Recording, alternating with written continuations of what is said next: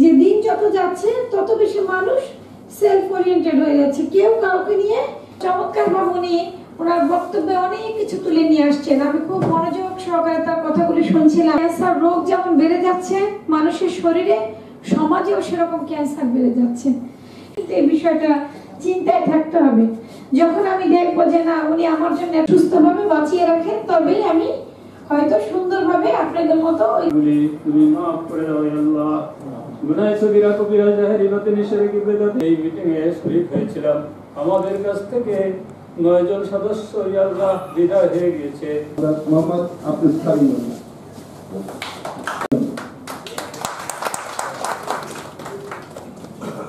আপনি রাতকে দিনে এবং দিনকে রাতে প্রবেশ করান।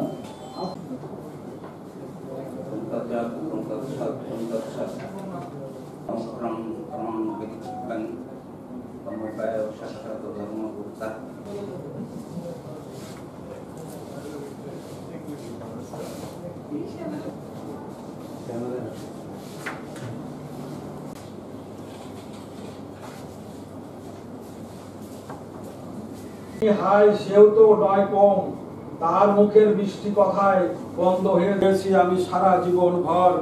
ছেলে মেয়ে তারাও কম